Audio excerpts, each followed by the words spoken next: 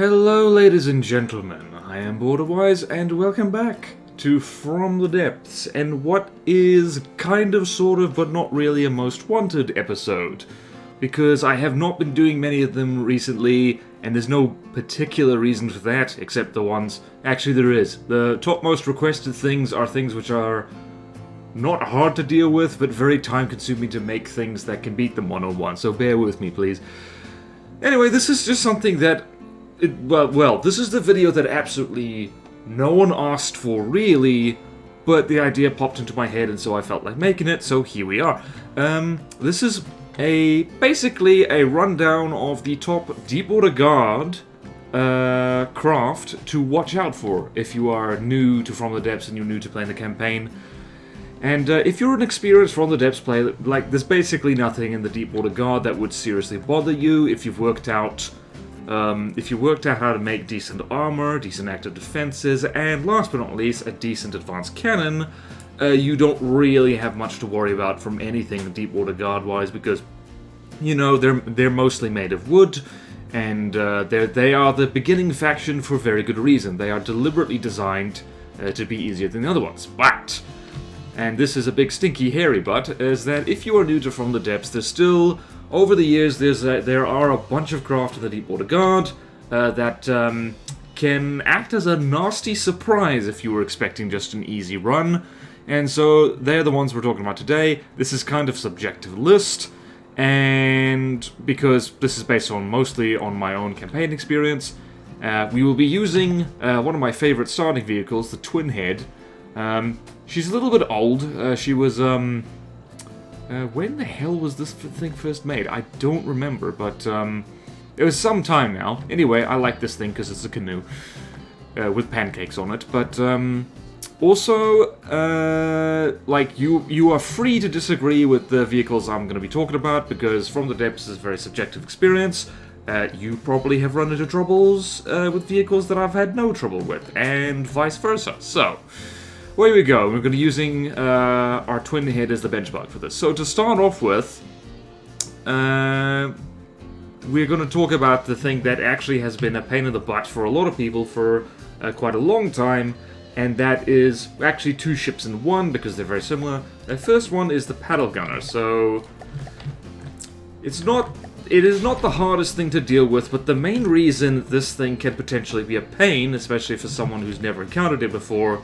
Firstly is the shell. This is a 180 degree timed frag shell with a supercavitation base on it, and over here what you've got is a front-siding boat that is covered in reflector shields, so even though the fact it's made of mostly made of wood, it stands up to punishment reasonably well.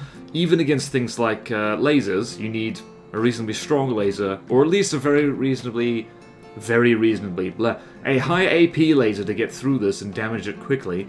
The turret design is what makes this novel, and even back when this was armed with custom cannons, it was quite novel. This can aim all the way straight up and all the way straight down, and since the vehicle itself maneuvers to aim at its target, that is a bit of a problem. So it also has, it is 6 pretty big guns. Well, not pretty big. But they're not small, and they can put out quite a reasonable amount of ducker. And I think if we jump over to the Twin Head, you'll see that this thing has multiple layers of metal on it, and so it's taking this frag spam a lot better than most things would. But if you have anything that isn't covered in metal, the paddle gunner will rip bits off it, and I speak from experience because... me being a silly boy, I like building things out of wood because it's cheap, and anything that is made out of wood, or stone or alloy, gets mulched by this thing, so it is something to watch out for. It also has surprisingly good, I think it has surprisingly good missile defense, actually. I don't remember if these things have radar decoys on them, but certainly if you just chuck IR missiles at this, that's not going to work very well. Also has dumbfire missiles that, are very dumb. And let's see here. I don't remember if it has torpedo. It does have torpedoes, so, yeah. There's a lot of ducker on this thing. It is very much, it is very much a glass cannon, or a wood cannon. And I've just remembered, I think I have done a Most Wanted on this before, but it's worth mentioning again because that's fun. So, let's just destroy you, and yeah, so this thing's made entirely out of metal, but it spits out so many frag shells that it will bore through layers of metal if you let it get away with it, and it will snip off gun barrels, which is one of the most annoying things about it, really. But then we've got its bigger, meaner brother over in the godly section, so I wasn't actually going to include the Kraken before, because it is expensive by Deepwater Guard standards, which means you're not likely to see it. But then I remembered that even though I use it as a testing dummy, it is actually kind of scary for a bunch of reasons. And it's mainly because it's the paddle gunner on crack, but it differs in a few ways. Firstly, torpedoes. Torpedoes. If you want to submarine cheese your way through the From the Depths campaign, things like the Kraken and the paddle gunner are gonna immediately make that slightly more complicated for you, because it has not only torpedoes, but pretty big torpedoes, and it has 4 of them, so I believe, yeah, they are guided as well, so you can't actually dodge them. Let's see here. The only reason those ones are piddling off into the middle distance is because the Twin Head has sonar decoys, and they're not working very well because, well, no, they are working very well. And what else are we going to talk about? Lots of guns, and when the Twin Head lobs some more missiles over there, I actually don't think the Twin Head can take on the Kraken for a very simple reason. And you'll notice that that gun over there, well, it didn't manage to land 1 hit. Well done, Twin Head. That CIWS is surprisingly effective for a Deepwater Guard craft, and I shouldn't be that surprised. It's of a reasonable size and it's lobbing flak shells, but it means that this thing is not nearly as easy as other Deepwater Guard craft to just missile spam or cram spam. In fact, if you want to test effective cram cannons, the Kraken is a very good test dummy for that because, well, those crams are not, well, they're not super big, but they're reasonable size, and it just eats them out of the air like no one's business. In fact, yeah, the Twin Head is not going to win this one. In fact, it'd be very surprising if it did, because the Kraken is 3 times as expensive as it. But yeah, so this thing packs a lot of Daka, and it's very much similar to the paddle gunner, is that if you do not kill it fast, it will hurt you. It will absolutely hurt your feelings. And the thing drives right up in your face. It's not particularly fast, and most Deepwater Guard craft aren't. But yeah, you'll notice that front-siders tend to feature on this list a lot, because DPS-wise, they're very effective for their cost. So yeah, that's the Kraken, that's something to watch out for. Like I said before, if you kill it first, no worries, but if you fail at doing that, you're gonna have issues. And once again, Twin Head is actually a good example of a starter craft, because I should mention that the shells that the Kraken lobs are timed flak shells, but they've got an armor-piercing head on them, so they do more than just scratch metal. But yeah, thankfully layers of metal do help very well, so there's kind of your free guide on how to survive that thing. So that's the 2 ships to watch out for. Yes, I know, there's a bunch of other ships, but yeah, there will be honorable mentions in a moment. I will get to them. Actually, no, there is one more ship. I lied. So, moving over, where are you? Alright, this thing. So this is the Flounder. This is a relatively new addition to the Deepwater Guard roster. And again, it's a front-sider, and you might look at that and think, oh, it's mainly armed with cram cannons. What's so bad about that? You'll notice that it just lobbed a bunch of guided missiles at our friend the Twin Head down there. Yeah, that's why you should be afraid of it, because those are radar-guided, and if you weren't prepared for active missiles, like new players can, like, it's reasonable that that might not occur to them, they will hurt your feelings. But the main reason this is a thing to watch out for is it has surprisingly good missile defense. Again, I think these actually do have, not signal processors, what's the word for it? Radar decoys. It's got that one blue thing like that, that's weird. So, yep, so can confirm these things do have radar thingies on them, because that missile just got pulled. But the main reason this thing is a thing to keep in mind when you're starting out the campaign for the first time is that it strafes sideways. This is a reasonably new addition to From the Depths. It was kind of late in its development that this became a thing, and so yeah, that is a bit of a problem if you're like me and you use cram cannons, or even if you like slower APS shells that can possibly put the brakes slightly on your plans for world domination. And of course it also has torpedoes, so you'll see these things in the front here. Those are large torpedoes. I think we've actually taken out the local weapon controller of it. But yeah, those, again, you can't just make a cheap, nasty submarine and forget to put torpedo defense on it, because this thing will absolutely ruin your life. And it will laugh at you while it does that. Also, those cram cannons, crams are not usually a big thing to be worried if your craft are above a certain speed. Getting your ships to move above 30 meters per second and in constant curves, you're reasonably safe from cram cannons. They do tend to miss a lot. That one did not miss, but yeah, those cram cannons do hurt. And again, it's just because the twin head is quite thickly armored for its size that it's able to take those. If you have something not quite as well armored, you're going to have a bad day. So that's the Flounder, so keep an eye out for that if you're setting out for the first time. And now we get to the airships, and in fact, the Deepwater Guard, the scariest thing about them is actually their airships, because you can't just torpedo them to death. They tend to be better armed than a lot of their ships, and they're much more tanky than, like, you know, a plane or something like that. So to start off with, we're gonna spawn in the Leatherback. So where are you? You are really not...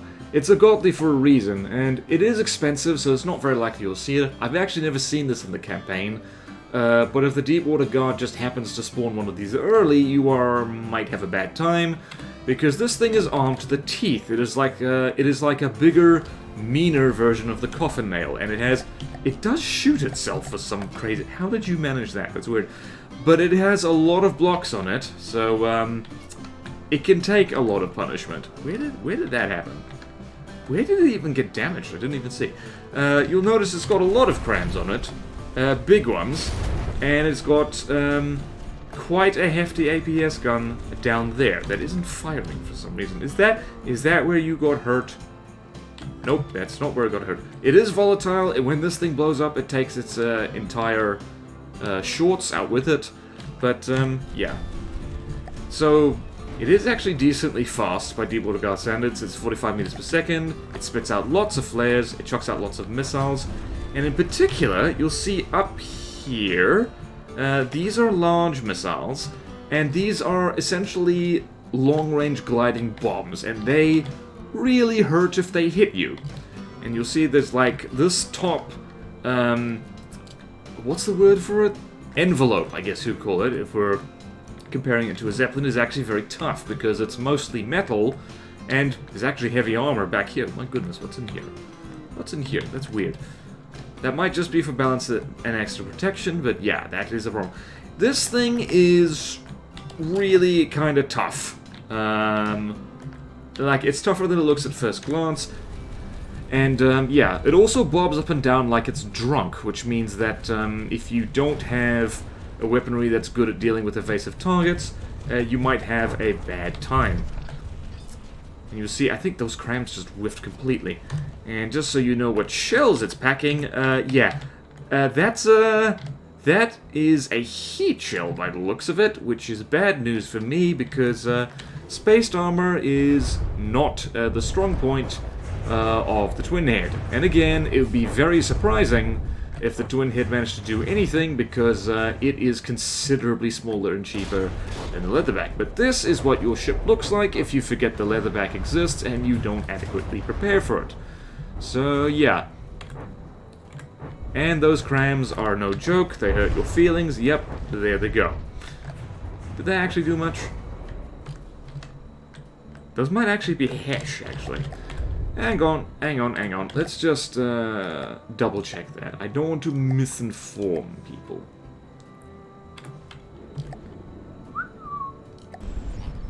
So let's just turn the UI back on, double check.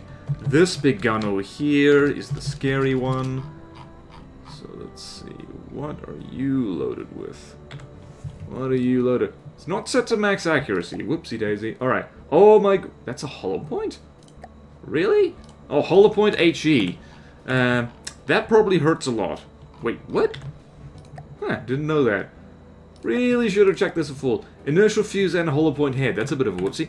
It still hurts like hell. Jeez. Let's go back here. Leatherback. And what's this thing packing down here? Should have done this with all of them, but I didn't. And that is a time to use frag. A la paddle gunner style. Great. So now you go ahead and die, please. Don't like you. And you get to be fully repaired, so you get abused some more. Nerf. And then we move on to the thing which I have run into in the campaign. Not on camera, but it is a bit of a problem. So, actually I haven't run into the Albacore. Never mind, that's the next one. I'm following my own script. So the Albacore is a lot like a Leatherback in why you should be at least moderately afraid of it, in that it is a front-siding airship, it has big guns, and it's not afraid to use them. Let's just go have a quick see. What's this? Okay, so pure HE. It's not the worst thing that can happen to you, but it still hurts. Big crams. And the reason this thing is a problem is because it's a little bit like the Flounder, in that, in fact, it's like a flying Flounder, is that it bobs up and down like a crazy person. And unless you have properly fast APS shells, you are going to miss it a lot. It's going to be like long-distance relationship. You will miss them a lot. So yeah, just it's stuffed full of guns. Much like the other things I've already shown you, it is quite volatile. Lacking a bit in the active defense department, but it can really hurt ya. So, and I do actually remember... I either talked to them directly or just saw what they posted, the maker of this thing. Nope, never mind. I just heard through the grapevine that whoever was making this was taking sadistic delight in making it as evasive as possible. And yeah, it also has gliding bombs, so you might want to be a wee bit afeared of it. I'm actually amazed the twin head is lasting as long as it is. And again, it's not super cheap, so it's not tremendously likely you're going to run into this thing, but if it does, and you're not prepared for a dancing airship, it's going to hurt, yes. So, remember to play it safe, don't get hurt. Missiles are very good. Don't forget missiles. And see, I'm actually amazed those crams got anywhere near it. So, yeah, that's the Albacore. And last but not least is the thing I have run into in the campaign, and this thing is an absolute terror. And it's not in the godly section. I also forgot to mention with the paddle gun, it's easy for some reason, possibly because of its cost, so even if you're on the lowest difficulty, you're likely to run into it, so be careful of that. But if we go over here, we go to something else that you're highly likely to run into, and that is the Dorado. So the first time I ran into one of these, it proceeded to walk through all my cheaper craft, and I actually had to restart the campaign because this thing is actually terrifying. So let's have a look at this thing. This is, once again, this is a front-sider, but also technically a top-sider, because what this bastard does is that it flies actually quite quickly towards you. It's not coming in at max speed, that's really annoying. I think it rolls along at about 45 meters per second, and that is a very big Hesh gun. So you'll see here, yeah, that's Hesh, and it hurts like you wouldn't believe. So this is a craft that is, yeah, it's a 500mm Hesh gun as it happens, and it's missing us right now, but that's only because the twin head has been on a diet its entire life and is very skinny, so it's quite easy to miss.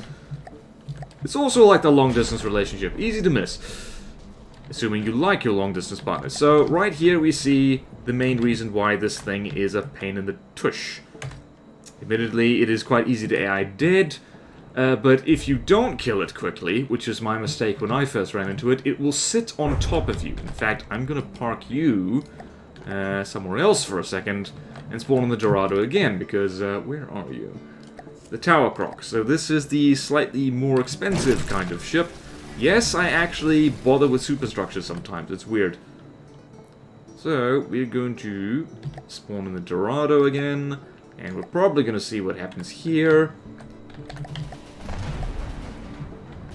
So, the Tower Croc is not the best thing. It has shown its age quite a bit. And we're probably going to see what happens. This is a very long fight. The Tower Croc can win this, but it's a long, drawn-out slugfest. And the Dorado is actually the reason that I put a lambs on this thing, because this is the thing that punishes you if you do not have a laser anti-munition system, because if you don't, this thing will drop massive HESH shells right on top of you, which is where the spaced armor usually isn't. So, be careful of this thing. I'm not doing a very good job telling you that you should be scared of these things if you're a new player, because I keep showing designs that keep actually surviving them reasonably well. This is the position I was talking about. This thing just goes and sits on top of you, and if you built something remotely like the Twin Head, that means, oh hello, we managed to kill you again. EMP missiles are your best friend. Actually, I think, now I think about it, yeah, I think this is the Dorado is, once again, it's the reason I put missiles on this thing, where previously it didn't have them. So yeah, keep an eye out for this guy. Do not be fooled by how easily I just killed it. Or at least how the Tower Croc just killed it, because I've had a lot of upgrades on this thing. Also, it's got crocodile eyes, so that's nice. Okay then, so that's basically all the things you really need to watch out for. But we're going to have a bunch of honorable mentions, because people will be mad at me that I didn't mention them. And the first one is a rather infamous little vehicle that unfortunately has not aged well, and that is the Flying Squirrel, which is dirt cheap. You are guaranteed, pretty much, to run into this thing, because even though it is in the godly section, it is really, really cheap, and so the AI loves to make these things. And, in days gone by, this thing was absolutely terrifying. Because of the way it flies, it's really hard to hit with missiles. Also, they repair each other, so that's a bit of an issue. So you see right there, it's just dropping flares, and missiles just whiff horribly. That did not whiff. And what's happening here is that all the guns have to do a lot of the work. These things are very invasive. The reason I'm not telling you specifically to be paranoid about these things showing up is because their missiles are easy to distract and they're easy to destroy. They're lacking in the firepower department, and with the rise of advanced cannons back in the day, and particularly if you remember to bring a laser along, they're really not that hard to deal with, especially if you bring a laser along. In fact, if you have like a bootleg phalanx, like I have stuck on the back of the Tower Croc here, you can just, you know, pepper this thing with bullets. Fast bullets, mind you, but you can manage it. So, these are only really a problem to people who are relying entirely on missiles for anti-air duty, which I really do not recommend, by the way. You'll see they're very evasive, but that's really all they've got going for them these days. In the days when it was just missiles and custom cannons, yeah, they were a tremendous pain in the butt. These days, not so much. So, yeah, that's Flying Squirrels. And I'm about to mention something that may surprise you, like, in one or two ways. Firstly, that I'm mentioning it at all, or second, that, or perhaps if you haven't met it yet, that I didn't mention it earlier. It's the Pequod. So, where is it? It's over here in the easy section. So, this thing is also cheap. I don't think I've ever run into it in the campaign, but it is the only submarine that the Deepwater Guard have, so why shouldn't you not be scared of it, bearing in mind that submarines are overpowered as hell. Well, this thing's a submarine in really only name and nothing else, because it acts like a plane that can't fly. So it approaches targets quite slowly on the surface of the water, only 70 meters per second, which is desperately slow for what it's trying to do. And, like, it usually gets, you know, hammered before it even closes in. I think, actually, yeah, the Tower Croc is faster than it is. But, so, if we turn God mode on, though, and if we repair all, we might actually see what happens. Future me, you might want to fast forward this bit, because the Pequod is super... Actually, you can stop for a hot second. Okay, now to wait for this to happen.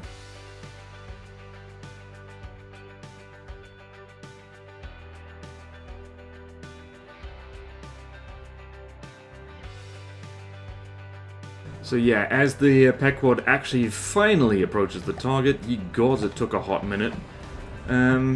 Should mention that, yeah, it does have super cavitation, armor-piercing shells. They do hurt quite a bit. They're taking strips off the tower croc, and here is what its master plan finally is. It flies, well, flies. It dives underneath, the thing it's targeting. Interesting the lambs didn't go for that. And drops bombs, and you'll notice that most of them didn't even explode. That's because the safety fuse on them is a little bit too... how should we say it? It's a little bit too generous. And, of course it'll try that again, and then you just, you know, you kill it, and that's the end of it. So, it's not... it is very much... I appreciate this thing because it is very much a tutorial submarine. It is a little poke... for new players to say, yes, submarines do exist and you do have to worry about them, but these are really only a threat to anything that is slower than this.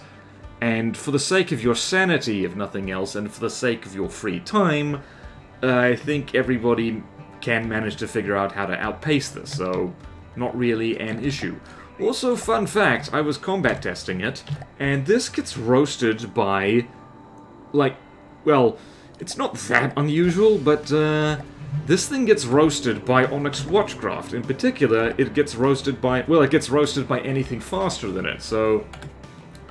actually, nah, let's keep it one-on-one. So if you spawn in an Onyx Watch Nightingale, this thing is quite likely to win. It's very likely to win, as a matter of fact, because the Pequod, although it has... wow, I spawned these things way too far away from each other. It does get some good hits in early, knocks the mast off, and all that jazz, but the Nightingale's top speed is considerably faster than the Pequod, which means that it'll just literally run circles around it. And once the gun... yep, there they go! Also, this thing is quite delicate, as you've probably already guessed. I actually quite like the Nightingale. It's very annoying if you're not ready for it, but it's a cool ship. It's probably one of the more effective sail ships the Onyx Watch has, specifically because it is so fast.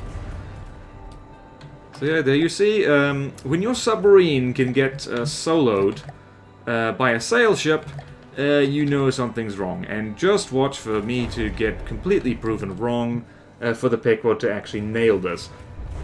Never mind. It does have a reasonably armored face. Never mind! I think something exploded.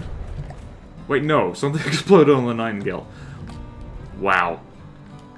I'm gonna have to eat my... nope, never mind. There goes the gun. This fight's a lot closer than I do remember. But still, this is why you shouldn't be too worried about the Pequod, because, well, it's a submarine that can get bullied by a sail ship, so... like, what you gonna do? What are you gonna do when the bad boys come for you? And, I have not mentioned the Plunderer, and I should have mentioned the Plunderer, but too late, I'm not going to. I'm going to instead mention the other thing. So, by the way, the Plunderer just barely didn't make it onto the craft to watch out for. Because, I don't know, it's just like, it's a similar thing. It's got combined arms, that means it's a little bit of a problem. In particular, it's got torpedoes, which means you can't just cheese it with subs. Or you can, but your subs actually have to be somewhat competently built. But a more extreme example is the Crossbones, and I happen to know the guy who built the Crossbones, and he might be less than thrilled with hearing this, but the Crossbones isn't actually something you should be tremendously afraid of, because, well, it's kind of specialized. It is big and scary, and it's got big guns. In fact, it's probably gonna take the Tower Croc to the cleaners, because it has big guns and it's not afraid to use them, except it just missed. Also lambs. So the Crossbones is a big, scary, impressive ship, and I actually love this thing. It's got a lot of crams on it, that's why I love it. But unlike the Plunderer, the reason you should probably be more afraid of the Plunderer is because the Plunderer is, for one thing, it's cheaper. So if you go down to here, the Plunderer is around 160k, which means that the AI is more likely to build it, and it's got torpedoes, which means it has some submarine defense.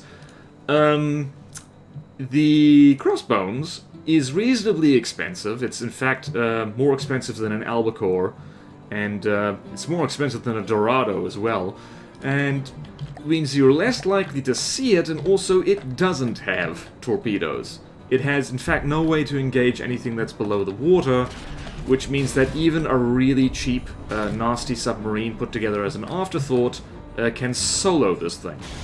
Also, it does not use its APS guns on surface targets, or at very least distant targets.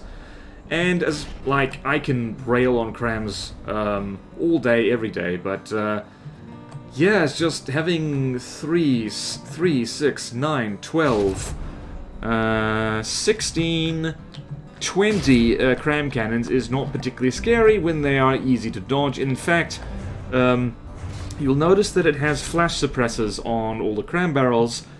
Good news for the Crossbones, that means those shells are hard to detect, and it means that if you're relying on detecting shells early in order to zap them out of the air, that could be a problem. But it makes them even slower than usual. They go 180 meters per second as opposed to 200, which means that you still can kind of fry them. In fact, the Tower Croc is frying them perfectly well. I think I underestimated my own designs again. It's weird how that happens. But yeah, Crossbones, big, scary, and if you want to, you know, if this thing's really only a problem is if you've somehow ended up with something that's vulnerable to a lot of big cram cannons, and or you've got aircraft which can't dodge APS very effectively, because it does have a lot of little AA guns on it. So yeah, wouldn't worry too much about this thing. And last but not least, and I know I'm probably going to upset some people with this one, but it's for a good reason, I swear. So, it's this thing. It is literally the biggest, meanest thing that the Deepwater Guard have. It's the Tarpon. That is, seems like a really weird thing to say that you shouldn't worry about too much. And it's for similar reasons. It's from a campaign perspective. From a design perspective, I do not really have any early game craft that can 1v1 this thing. But here's the thing, I've never run into this thing on the campaign, even on godly difficulty, because this is the super godly craft of the Deepwater Guard. It is, it's basically their boss vehicle, which means you are highly likely, well, highly unlikely to ever encounter it. You need to be playing on very high difficulty. The Deepwater Guard needs a lot of cash, and you would need to have really annoyed them, which means you've probably already destroyed them by the time they have the motivation to build this thing. So yeah, the Tower Croc is getting absolutely Tyrannosaurus wrecked right now, and that's not surprising because the Tarpon has, well, it has a lot of missiles, it has very good missile defense, and it has that massive, well, that massive gun right there in the front. And it's like the Leatherback and the Albacore, in that it bobs up and down and moves side to side like it's doing a drunken square dance. So yeah, this thing is scary as hell. I am not saying that it is not a formidable craft, because it is. And fun fact, the guy building it, or currently working on it, Diesel, has been, well, the new beta test is going to include the updated version of this thing, and not to spoil anything, but it's even worse. So if you've got something that can solo the Tarpon now, that might change very soon, so you might want to double check that. But you are so unlikely to ever encounter this thing, and yeah, my best wishes are with you if you do, because you have to be very unlucky in order to run into this. Really, you do. And that's why it's kind of an honorable mention, rather than a thing you should actually be paranoid about. You should still kind of prepare for it, but you should probably worry about the other things I mentioned before. So, what can my computer handle spawning everything at once? It's okay, I'm gonna try. So, let's go over here. Paddle gun, and Kraken, and Flounder, Leatherback, Albacore, and Dorado, which is medium for some stupid reason. So these are the things I would say you kind of have to be a little bit paranoid about, because you're either highly likely to run into them or they are genuinely scary. Or or a combination of the two. The Dorado in particular, I hate that thing. And you'll notice that these things all have something in common. They are all front-siders, because front-siders are generally scarier than anything else.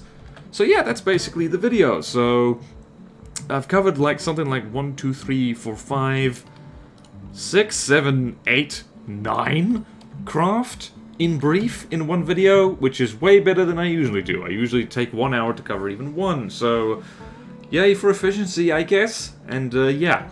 For those of you who are getting tired of just mucking around in the vehicle designer and feel like giving the campaign a go, best of luck to you. It's a different experience for everybody.